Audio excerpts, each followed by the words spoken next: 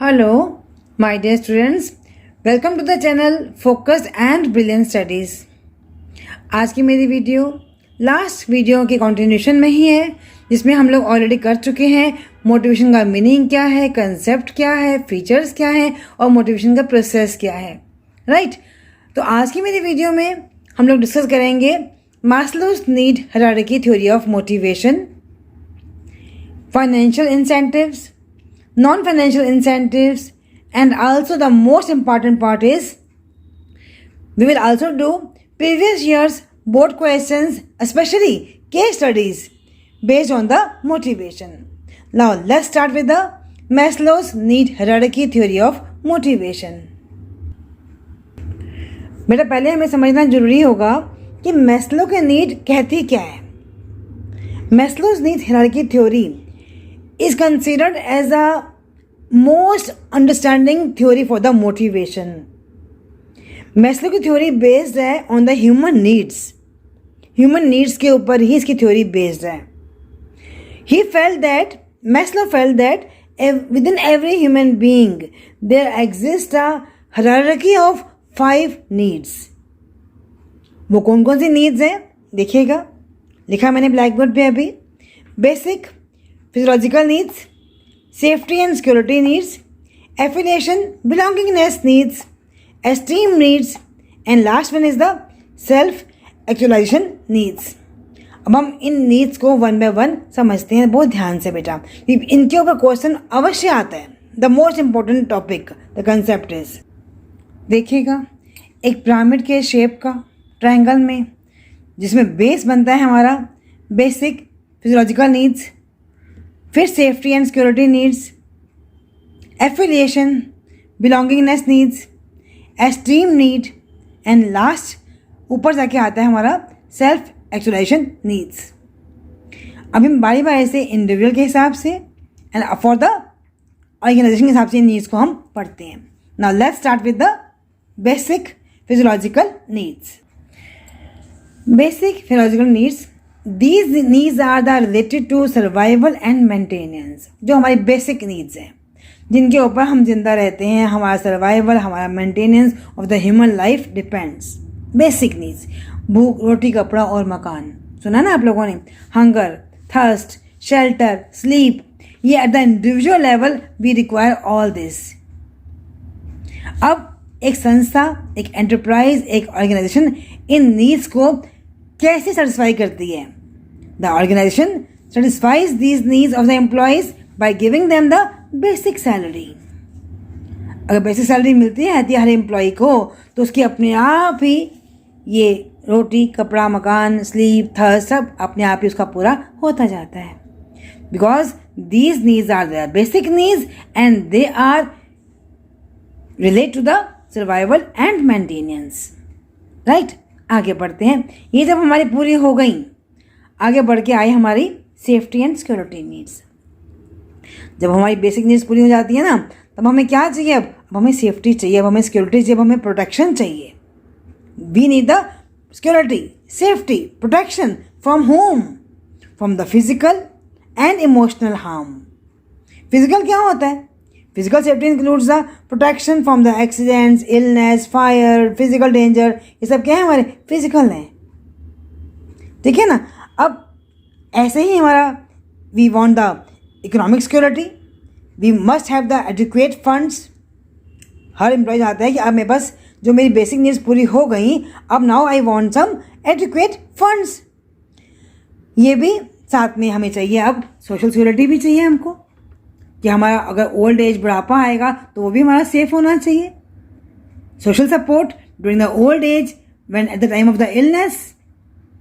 अब इन नीड्स को एक संस्था सेटिस्फाई कैसे करती है? The organisation satisfies these needs by providing them the job security. Income की स्टेबिलिटी है, आपके लिए पेंशन प्लान्स भी हैं, ताकि आपको आफ्टर द रिटायरमेंट आपको उसके लिए बेनिफिट आपको मिलता रहेगा। तो your life is, your old age is now safe, secured. तो जॉब सिक्योरिटी मिल गई, निकालेंगे नहीं हम आपको। स्टेबिलिटी ऑफ इनकम और साथ में पेंशन प्लान्स। नाउ जब एक ह्यूमन बीइंग की ये वाली नीड भी पूरी हो जाती है, अब वो चाहता है कि मेरी सोसाइटी में मुझे क्या मिलना चाहिए? Affection, social, affiliation, belongingness needs उसकी अब शुरू हो जाती हैं. Now the employee, the human being wants affection, friendship, acceptance in the society, sense of belongingness. अब उसको ये भी चाहिए. ठीक है ना? अब इसको, इन नीड्स को how the entrepreneur, how the organisation fulfil, वो उनकी नीड्स को फुलफिल करता है through the informal organisation. Cordial relations among the employees. कोई झगड़ा नहीं हो रहा, आपस में सब लोग मिलजुल कर रह रहे हैं. एक फॉर्मल में भी इनफॉर्मल ऑर्गेनाइजेशन की स्थापना हुई है. फ्रेंडशिप है, बिलोंगिंगनेस है, अफेक्शन मिल रहा है, एक्सेप्टेंस मिल रही है in the group, in the peer group. Right, ये भी पूरा हो गया. Now move next to the, अब मोटिवेट वो होगा human being for the next need. अब हायरार्की में आती है आपकी एस्टीम नीड्स. अगर मैं सोसाइटी में, मुझे मिल गई acceptance, now I want the self respect, recognition, मेरी पहचान मिले, मुझे मेरी तरफ भी लोग अटेंशन दें, मेरा एक स्टेटस, ऑटोनॉमी स्टेटस मुझे मिलना चाहिए. Okay, now the organisation how satisfies these needs by giving them the job titles, recognition. अब उसका स्टेटस क्या हो गया? बढ़ गया. उसकी पोजीशंस, उसकी प्रमोशंस, उसकी अब उसको सब मिल रहा है. अब देखिए ना, जब सब नीड्स पूरी हो गई हमारी, now the last one, the top most highest level hierarchy में कौन सी नीड आई हमारी? Self actualisation. This is the highest level need in the hierarchy. These needs include growth, self fulfilment, achievement of goals.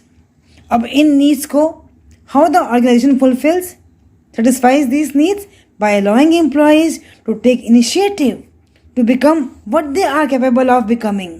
जो आप बनना चाहते हो, जिस पोजिशन के लिए आप चाहते हो, उसके लिए सब आपके लिए रास्ते खुले हुए हैं. आत्मसंतुष्टि, this is called the self actualisation need. तो मैस्लो के नीड में, हायरार्की में ये 5 नीड्स जो हैं वो आती हैं. अब बारी आती है कि मैस्लोस की नीड्स जो है ना, उनकी जो थ्योरी है वो किन अजम्पशंस पे बेस्ड है. क्या हमने देखा इसमें कि people behaviour is based on their needs. Behaviour आता है ना बार बार, एक ह्यूमन बीइंग का behaviour, and the satisfaction of the need influences their behaviour. अब मैस्लो ने एज्यूम किया कि needs are in the hierarchical order, basic need से चलते हुए till we reach the higher level needs. Right, when the one need is satisfied, it can't motivate, only next higher level need can motivate. जब एक need हमारी पूरी हो जाती है ना, तो हमारा मोटिवेशन भी खत्म हो जाता है. अब आगे मोटिवेशन कब शुरू होगा? when the next need, next higher level need arises. Okay, next is the movement to the next need. कौन सा next need? Next higher level need, only when the lower level need is satisfied. तो Maslow के needs जो है वो इन assumptions पे ही based है. अब हम करते हैं financial incentives and non financial incentives. Financial incentives, नाम से स्पष्ट हो रहा है, वित्तीय प्रेरक, directly in the monetary form, in the terms of money, motivate people for the better performance. Directly motivated, क्योंकि इनका संबंध किससे है? पैसे से है, फाइनेंस से है, फाइनेंशियल नीड्स हैं हमारी, है ना. फाइनेंशियल इंसेंटिव्स हमको मिल रहे हैं, जैसे कि pay and allowance, bonus, perquisites, profit sharing, co partnership, stock option, productivity linked wage incentive, retirement benefits. ये सब क्या है? हमारी फाइनेंशियल इंसेंटिव्स हैं. वन बाय वन देखते हैं. पे एंड अलाउंस, ये तो मालूम ही है आपको कि every employee salary is the basic measurable monetary incentive, जिसमें आपका बेसिक पे आएगा, डियरनेस अलाउंस आएगा, सैलरी सिस्टम जो है वो जैसे रेगुलर इंक्रीमेंट्स मिलते आते हैं हर साल में, एवरी ईयर पे हाइक हो रही है, इंक्रीमेंट्स लग रहे हैं उनकी परफॉर्मेंस के बेस्ड में, तो this is called the pay and allowance. Next आया bonus. Bonus is an incentive offered over and above the wages. जब हमने किसी एम्प्लॉय को वेजेस देते हैं ना, उसके ऊपर जब हम देते हैं कुछ मॉनेटरी बेनिफिट, तो उसको हम बोलते हैं bonus. Next is the perquisites. Perquisites क्या होता है कि बहुत से कंपनीज जो है ना अपने एक फ्रिंज बेनिफिट्स अपने एम्प्लॉयज़ को ऑफर करते हैं, जैसे कि कार अलाउंस हुआ, हाउसिंग फैसिलिटीज़ हुई, मेडिकल एड हुई, है ना, उनके बच्चों के लिए, चिल्ड्रन के लिए फीस देते हैं वो लोग। तो मीन ये भी हमारा क्या होता है, over and above the salary. तो ये क्या होता है, this also help the employees to motivate them, right. Next आया आपका प्रॉफिट शेयरिंग। ये तो मालूम ही है आपको, प्रॉफिट शेयरिंग मैंने जब एक ऑर्गेनाइजेशन को प्रॉफिट हो रहा है उसमें भी हिस्सा, वाई, वो जो प्रॉफिट हुआ है that is based on there employees performance, है ना, तो उसमें भी इनको कंट्रीब्यूशन उनमें मिलना चाहिए to contribute to increase in the profit. इनका कंट्रीब्यूशन है ना, तो वो उनके लिए एक मोटिवेशन है कि हाँ अगर हम प्रॉफिट अर्न करेंगे, प्रॉफिट अगर हायर होगा तो company may give us the profit share, right. Next is the co partnership, यानी कि stock option. Under this incentive scheme में क्या होता है बेटा कि employees are offered the company's shares at a set price which is lower than the market price. जो company ने अपने शेयर्स मार्केट में ऑफर किए उससे कम में एम्प्लॉयज़ को वो शेयर्स ऑफर कर रही है। तो एम्प्लॉयज़ में भी एक फीलिंग आती है, ओनरशिप की फीलिंग आती है, that makes them to contribute for the growth of the organisation. ठीक है ना, जैसे आपने देखा होगा, सुना होगा आपने, इन्फोसिस जो है ना वो उन्होंने अपने अपने एम्प्लॉयज़ को भी है ना एज अ कंपनसेशन उन्होंने अपने शेयर्स उन्होंने ऑफर किए। तो ये हमारा हुआ stock option. Next is the productivity linked wage incentive. नाम से स्पष्ट हो रहा है कि इंक्रीज द एम्प्लॉयज़, जैसे आप प्रोडक्शन बढ़ाते जाओगे एक इंडिविजुअल को, एक ग्रुप लेवल पे भी आपका इंसेंटिव भी आपका बढ़ता जाएगा। And next is the retirement benefits. ये तो मालूम ही है आप लोगों को, पेंशन मिलती है, प्रोविडेंट फंड मिलता है, ग्रेच्युटी मिलती है, they are all the financial securities to the employees after their retirement, right. तो उनको लगता है कि ये हमें इंसेंटिव है when they are out of the services in the organisation, तो भी हमें बेनिफिट्स मिल रहे हैं। तो these are all in the monetary terms to show the better performance. ये हमारे क्या हुए, फाइनेंशियल इंसेंटिव्स। अब हम आगे बढ़ते हैं नॉन फाइनेंशियल इंसेंटिव्स। एक्चुअली होता क्या है बेटा कि मनी जो है ना अपने आप में एक सफिशिएंट नहीं है, एक इफेक्टिव भी नहीं है। Money becomes ineffective after certain extent. एक कुछ समय के बाद जो पैसा जो है ना वो हमारे लिए गैर जरूरी हो जाता है, but we want the recognition, status symbol. तो this is the part of the non financial incentive. जैसे कि आपका यहाँ जिनका संबंध मनी से नहीं है, employee recognition programmes, job security, career advance opportunity, employee participation, status, job enrichment, organisational climate, employee empowerment. One by one, number one is the employee recognition programme. ये तो मालूम ही आप लोगों को। रिकॉग्निशन क्या होता है, means the acknowledgement with the show of the appreciation. Recognition, आपको हमने आपके काम की तारीफ की, अप्रिसिएशन किया to the work perform by the employees, they feel motivated. जब उनको लगता है कि हायर लेवल का हमने काम किया, तो देन उनको अगर मोटिवेशन देते हैं, उनको हम कंग्रेचुलेट करें, बधाई दें उनकी गुड परफॉर्मेंस पे, उनको अवार्ड दें, सर्टिफिकेट दें, है ना, इनका नाम हम नोटिस बोर्ड पर डिस्प्ले कर दें, दिस मीन्स उनको एक मोमेंटो दें, है ना, या कुछ उनका ऐसा स्टेटस सिंबल दे दें उनको क्या लगता है कि we are recognised by the organisation, right, एक acknowledgement. Next is the job security.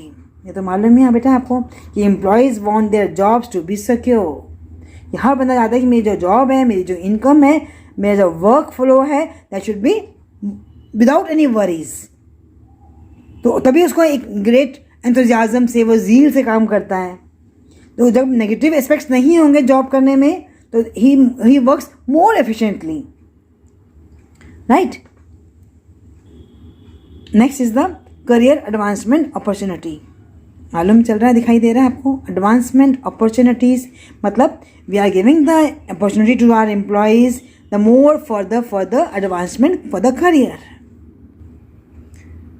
The manager should provide opportunities to the employees to improve their skills, to be promoted on the higher level jobs, है ना। तो ऐसी policy है, मान लो ऐसी promotion policy हमारी संस्था में ऐसी है जिससे उनको और डेवलपमेंट हो सके, they are well advanced in the technology, तो उनको ऐसे हम उनको प्रोग्राम्स में पार्टिसिपेट करवा रहे हैं ताकि उनका जो करियर है वो और ज़्यादा एनहांस हो सके, right, to improve their performance. Next is the employee participation. Means employee participation means involving the employees for the decision making for many important issues. तो ऐसे कमेटी में हमने उनको पार्टिसिपेट करवाया, टीम वर्क ताकि उनका बना रहेगा. उनके सपोज मान लीजिए कोई भी ऐसा हमने डिसीजन लेना है, कोई ऐसी पॉलिसी बनानी है, तो उसमें उनका भी हम पार्टिसिपेशन ले रहे हैं. They must be involve in the decision makers policies. ठीक है, तो ये हमारा हुआ employ participation. Next is the status. Status means ranking of the positions in the organisation. Rank, मेरा रैंक क्या है, मेरा प्रेस्टीज क्या है, उसमें आपको more authority, more responsibility, more work, more prestigious job is given to them, holding the managerial positions. This is called the status symbol for the employees, right. Next is the job enrichment, very important. Many times questions come on this topic in this content. Job enrichment is concerned with the designing jobs that include the variety of work.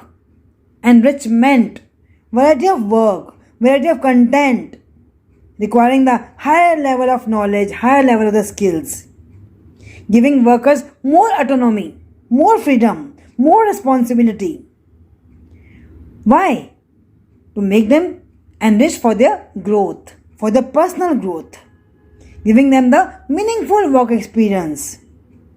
If the jobs are enriched, they feel more interesting in doing their jobs. This is a source of motivation for the individual.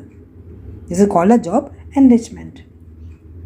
Next is the organizational climate, where he works. Means it indicates the characteristics which describe the organization and distinguish one from the another. जो हमें एक हट के दिखाता है, हमारा influence करता है हमें. The feel individual autonomy, reward orientation वहाँ पे हो रहे हैं, एम्प्लॉयज़ को हम कंसीडर कर रहे हैं, राइट. मतलब कहने का मतलब ये हो यहाँ पे कि if the managers take the positive measures regarding these aspects, it helps to develop their organizational better climate for the employees. Next is the last one is the employee empowerment. Employee empowerment मतलब हम अपने employees को we are giving them more autonomy, more power to the subordinates. Why? So that they feel that their jobs are important for the organization. You are important for us. This feeling contributes positively so that we can use their skills, their talents in the job performance, because we are giving empowerment to the employees. ये सब क्या है, हमारे non financial incentives हैं जिससे उनको अपना recognition जो है वो मिलता है. Okay, now let's come with the case studies on this concept. Mrs. Rajlakshmi is working as a human resource consultant in a firm manufacturing cosmetic, which is facing a problem of high employee turnover. The CEO of the company has invited suggestions from her retaining the talented employees and reducing the employee turnover. Mrs. Rajlakshmi recommends that the good employees be rewarded in a way that it creates a feeling of ownership among the employees and at the same time makes them contribute towards the growth of the organization. मैं क्या बताती हूँ आपको बेटा, जब भी case study आती है, first of all read the question. Okay, तो आपका माइंड अपने आप जाएगा कि जो क्वेश्चन है वो कौन से टॉपिक में से, कौन से कंटेंट में से आया हुआ है. Now let's read the question. Identify the incentive, explain its type, which has been suggested by the Mrs. Rajlakshmi to the CEO of the company, and also explain the two other incentives of the same type. Question क्या बोला, identify the incentive. Incentive हमने कहाँ पढ़ा, financial as well as the non financial. तो यहाँ पे क्या problem क्या हो रही है, हाई एम्प्लॉय टर्नओवर. वो उसमें उसकी सजेशंस मांग रहा है ताकि एम्प्लॉय टर्नओवर कम हो जाए और टैलेंटेड एम्प्लॉयज़ को हम रिटेन कर सकें. Right. Now what will be your answer? Think out, please think. अब ऐसा इंसेंटिव हमने अभी कहाँ पढ़ा है बेटा? याद होगा आपको, एम्प्लॉय को पार्टनरशिप में, स्टॉक ऑप्शन में पढ़ा ना हमने इसके बारे में ही. तो इसका आंसर क्या होगा? एम्प्लॉय को पार्टनरशिप, स्टॉक ऑप्शन प्लान.